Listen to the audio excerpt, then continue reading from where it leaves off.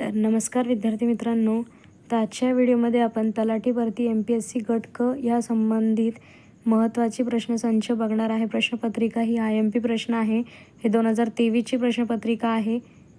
मागील प्रश्नामध्ये हे अत्यंत वारंवार रिपीट झालेले हे प्रश्न आजच्या व्हिडिओमध्ये मी तुमच्यासाठी ते घेऊन आलेले आहेत। व्हिडिओ शेवटपर्यंत नक्की बघा। याचा तुम्हाला 2026च्या तलाठी भरती ही MPSC अंतर्गत होणार आहे आणि MPSC गट क ची देखील भरती ही होणार आहे प्री या एक्झाम अंतर्गत। तर हे प्रश्न तुम्हाला नक्कीच फायदेशीर ठरणार आहे या 2026च्या भरतीमध्ये। प्रश्न क्रमांक 1 आहे, मुंबई व मद्रास येथे प्रांतिक कायदे मंडळाची निर्मिती कोणत्या कायद्याने झाली आहे? ऑप्शन ए आहे रेग्युलेटिंग ॲक्ट, ऑप्शन बी आहे 1833चा कायदा, ऑप्शन सी आहे 1861चा कायदा आणि ऑप्शन डी आहे भारत सरकारचा कायदा 1858। तर याचं बरोबर उत्तर आहे हे ऑप्शन नंबर सी आहे 1861चा कायदा। तर मुंबई व मद्रास येथे प्रांतिक कायदे मंडळाची निर्मिती 1861च्या कायद्याअंतर्गत झाली होती। प्रश्न क्रमांक 2 आहे, हॅकिंग इन्स्टिट्यूट ऑफ मुंबई खालीलपैकी कशाच्या उत्पादन कार्यासाठी प्रसिद्ध आहे? ऑप्शन ए आहे प्लेग लस, ऑप्शन बी आहे लेप्रसी लस, ऑप्शन सी आहे टेटॅनस लस आणि ऑप्शन डी आहे पोलिओ लस। तर याचं जे बरोबर उत्तर आहे ते ऑप्शन नंबर सी आहे टेटॅनस लस। तर हॅकिंग इन्स्टिट्यूट ऑफ मुंबई हे जर विचारलं कशा संबंधित उत्पादन करते तर टेटॅनस लस या संबंधित हे हॅकिंग इन्स्टिट्यूट उत्पादन करतात।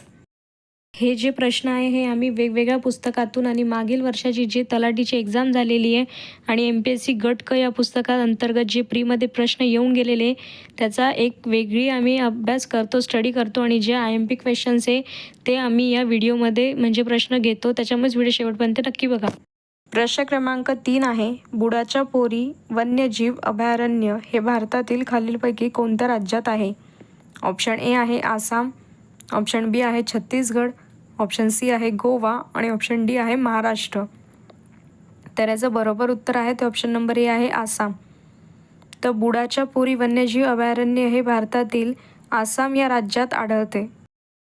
प्रश्न क्रमांक 4 आहे, सर्वोच्च न्यायालयातील न्यायमूर्तीचे निवृत्तीचे वय हे किती वर्ष आहे असते? तर ऑप्शन ए आहे 60 वर्षे, ऑप्शन बी आहे 65 वर्षे, ऑप्शन सी आहे 70 वर्ष आणि ऑप्शन डी आहे 55 वर्षे। तर याचं बरोबर उत्तर आहे हे ऑप्शन नंबर बी आहे 65 वर्षे। तर सर्वोच्च न्यायालयातील न्यायमूर्तीचे निवृत्तीचे हे वय 65 वर्ष असते। तर अशाच प्रकारचे आणखी आपल्या चॅनलवर व्हिडिओ मी अपलोडेड केलेले आहे, जसे की आपण तलाठी भरतीचे आत्ता अचानक ॲड पडलेली आहे त्याची आणि ही MPSC मार्फत होणार आहे प्री या स्वरूपामध्ये। आणि ही प्री एक्झाममध्ये तुम्हाला इंग्लिश व मराठी हे विषय नसून तुम्हाला GK GS मध्ये अंतर्गत चालू घडामोडी, इतिहास, भूगोल, राज्यघटना, पंचायत समिती या संबंधित अर्थशास्त्र असे अनेक प्रकारचे म्हणजे अनेक घटकांवर प्रश्न विचारण्यात येतात आणि हे तुमचे प्री जर तुम्ही क्वालिफाईड केली तरच तुम्ही मेनसाठी अवेलेबल म्हणजे अप्लाय करू शकतात, हे लक्षात ठेवा। प्रश्न क्रमांक 5 आहे, विजेची उपकरणे व स्वयंपाकातील भांड्यांचे हँडल ज्यापासून बनवितात ते बेकालाइट पॉलिमर कशापासून तयार केले जाते? तर ऑप्शन ए आहे फिनोल व फॉर्मल्डिहाइड, ऑप्शन बी आहे निमोप्रीम व स्टॅटिन, ऑप्शन सी आहे विनिल क्लोराईड व इथिलीन, ऑप्शन डी आहे यापैकी नाही। तर याचं जे योग्य उत्तर आहे ते ऑप्शन नंबर ए आहे फिनोल व फॉर्मल्डिहाइड। तर जे विजेची उपकरणे आणि स्वयंपाकघरातील जे आपण साईडला आपण जे पकडतो त्याचे जे हँडल्स बनतात ते फिनोल व फॉर्मल्डिहाइड या उपकरणा म्हणजे या बेकालाइट पॉलिमरपासून बनवल्या जाते। हे लक्षात ठेवा, नाव थोडं अवघड आहे पण सोपं आहे। प्रश्न क्रमांक 6 आहे, भारतात खालीलपैकी कोणत्या वर्षी ईस्ट इंडिया कंपनीने जिल्हाधिकाऱ्याचे कलेक्टर पद निर्माण केले? तर ऑप्शन ए आहे 1772 या साली, ऑप्शन बी आहे 1778 या साली, ऑप्शन सी आहे 1818 या साली आणि ऑप्शन डी आहे यापैकी नाही। तर या प्रश्नाचं जे योग्य उत्तर आहे ते ऑप्शन नंबर ए आहे 1772 या साली।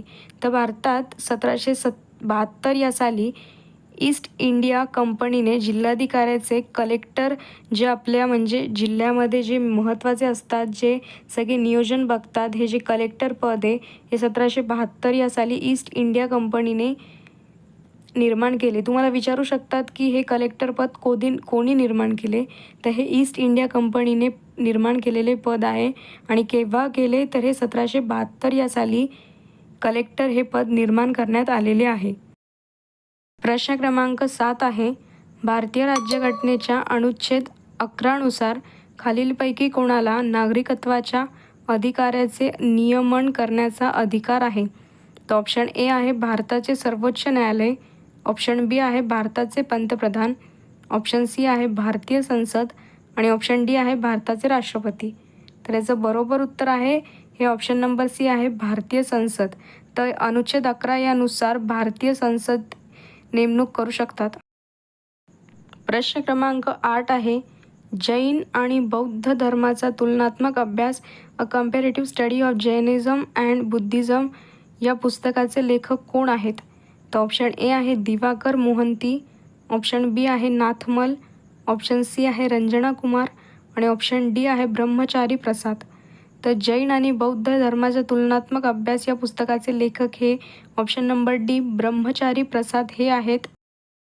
मी वारंवार तुम्हाला सांगते की हे जे प्रश्न हे वारंवार रिपीट झालेले आहेत. फक्त हे MPSC नाही तर इतर सर्व स्पर्धा परीक्षांमध्ये हे वारंवार रिपीट झालेले प्रश्न आहेत.